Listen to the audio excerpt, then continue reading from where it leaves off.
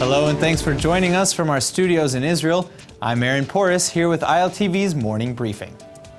In yet another blow to regional peace or negotiations, the PLO Central Council has just announced its decision to suspend recognition of the State of Israel, pending Israel's recognition of the State of Palestine at the pre-1967 lines, and with East Jerusalem as its capital. Such preconditions aren't necessarily new, however, and have never been taken seriously by Israeli officials. Education and Security Cabinet Minister Naftali Bennett responded saying, quote, "The charade has ended. The PA has shown their true colors. The Palestinians are not interested in a peace and never have been," end quote. Finance Minister Moshe Kahlon also slammed the PLO, stating, quote, "This is a big mistake. Over the last year, Ramallah has become more and more extreme and is torpedoing any chance of an agreement," end quote. But nonetheless, the PLO said that a committee will be created to examine this recommendation, which still needs President Abbas's final signature. Now, if the PLO follows through, it would be considered another step away from compliance with the 1993 Oslo Peace Accords. But mainly, the statement highlights the frustration of Fatah and the PLO regarding the changes that the Trump administration has brought to the Middle East. Relations between the United States and the PA are at an all-time low, with the Trump administration closing the PA's representative office in D.C., cutting its financial assistance to the PA and UNRWA, and recognizing Jerusalem as Israel's capital. President Trump is also expected to unveil his long-awaited peace plan in the coming months, but already the PA has publicly rejected the plan on principle alone, widening the gap to be crossed for regional peace. In the latest news regarding a recent Qatari hack of American officials, it seems that outgoing United States Ambassador Nikki Haley may hold the key to prosecution and the pursuit of justice. In late September, it was revealed by former Republican National Committee Vice Chair Elliot Broidy and his legal team that Qatar had orchestrated a massive hack targeting over 1,200 people, including Broidy himself and dozens of other high-ranking officials in American politics, the CIA, the United Arab Emirates, Egypt, Qatar, and more. According to Broidy's attorney Lee Wolowski, even Bollywood stars like Aishwarya Devan and Anushka Sharma were hit, suggesting perhaps a, quote, frolic of the hackers, end quote. But when Qatar was awarded sovereign immunity in the case last month, Broidy's legal team changed focus in its litigation towards Jamal BENOMAR, who's accused to have allegedly orchestrated the Qatari attack. BENOMAR is a longtime UN official and Moroccan national, however, and he has also now applied for retroactive immunity as a Moroccan diplomat, which brings us to Ambassador Haley. As the United States' ambassador to the UN, Haley has the power to decide whether or not to grant diplomatic immunity retroactively to BENOMAR, and already many are begging Haley not to cave into political pressures.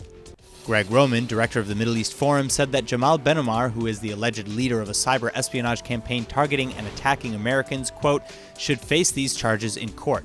Allowing diplomatic immunity to be abused in this way sets a dangerous precedent for our country that puts all U.S. citizens at risk, end quote. Haley's office has not yet been reached for comment. Following up in Pittsburgh, anti-Semitic terrorist Robert Bowers appeared before a federal judge in court yesterday, where he acknowledged his crimes. And Bowers has been charged with 29 federal criminal counts, several of which could lead him to the death penalty. Last Saturday's Tree of Life Synagogue massacre in Squirrel Hill, Pittsburgh was the deadliest known anti-Semitic attack in U.S. history, and Bowers had a history of posting anti-Semitic racially charged messages on social media sites, and in addition, he purchased 6 guns over the past 22 years. United States Attorney for the Western District of Pennsylvania, Scott Brady, vowed that there would be justice for the victims.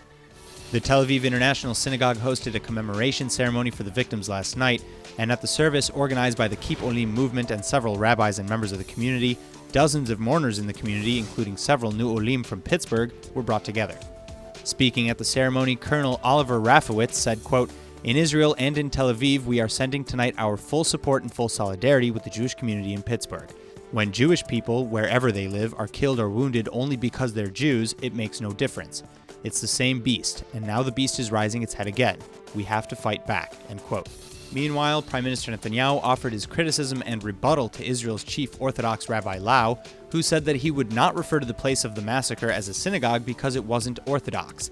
Netanyahu tweeted, quote, "Jews were killed in a synagogue. They were killed because they are Jews. The location was chosen because it is a synagogue. We must never forget that. We are one," end quote. German Chancellor Angela Merkel, who is stepping down after 18 years as leader of Germany's Christian Democratic Union, just awarded ISRAAID the Integration Award in recognition of its work with Syrian, Iraqi, and Afghan refugees in Germany. The award was presented at a ceremony in Berlin and specifically recognizes the Bridge Building Project, which gives emotional support in Arabic to at-risk female Syrian and Iraqi refugees who are victims of violence and who live in shelters. Also, the organization works in partnership with the Central Welfare Board of Jews in Germany. The project couldn't be more necessary in Germany either, as the European country took in well over 800,000 migrants and refugees in 2015 alone. Millions have arrived since then. ISRAAID is a multicultural mix of social workers, therapists, and educators who speak Hebrew, Arabic, German, and English. They work worldwide and are often among the first responders to scenes of catastrophe as well, like hurricanes and earthquakes. Israeli co-CEOs Yotam Politzer and Navonel Glick said that their goal is to work with communities in crisis to build a better future for refugees and their hosts. So to that effect, ISRAAID has been a trailblazer in the global refugee crisis. And since the Syrian refugee crisis began in 2015, they have provided medical, social, and educational support to over 100,000 refugees in just Greece and Germany alone. That's all for now. I'm Aaron Porras, and see you later with our main daily broadcast from Israel at 2 p.m. Eastern Time.